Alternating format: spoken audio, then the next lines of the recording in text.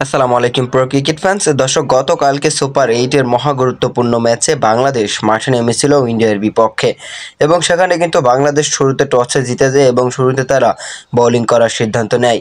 আর শুরুতে India bat করতে নেমে দুর্দান্ত শুরু করে বিরাট কোহলি এবং রোহিত শর্মা এবং শেষ পর্যন্ত কিন্তু নির্ধারিত 20 ওভারে 196 রান দাঁড় করাতে পারে ইন্ডিয়া, যেখানে দলের হয়ে সর্বোচ্চ রান করেন হার্দিক পান্ডিয়া 50 রান করেন।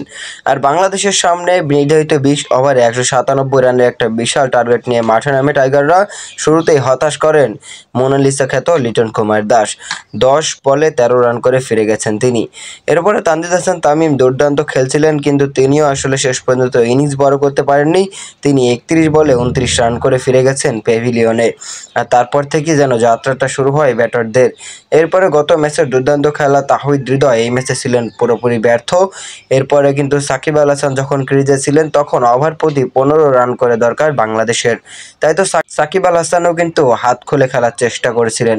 প্রথম বলে ছক্কা, কিন্তু তার পরের বলে কিন্তু আরও একটা ছক্কা হাঁকাতে গিয়ে তিনিও ফিরে গেছেন প্যাভিলিয়নে।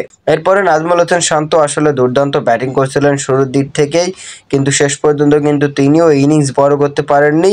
নাজমুল হোসেন শান্ত এবং রিয়াদ যখন ব্যাটিং করছিল তখন 17 করে দরকার ছিল ওভারে, তখন নাজমুল হোসেন শান্ত এই প্রেশার না নিতে পারে তিনিও আউট হয়ে গেছেন 40 রান করে।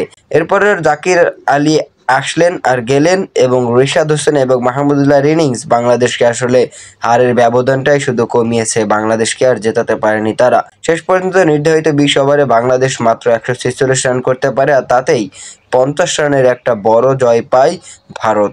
আর এই জয়ের পর কিন্তু ভারত নিশ্চিতভাবেই সেমিফাইনালে পৌঁছে গেল, কেননা তারা কিন্তু দুইটা ম্যাচে দুইটাই জিতে গিয়েছে সুপার 8-এ।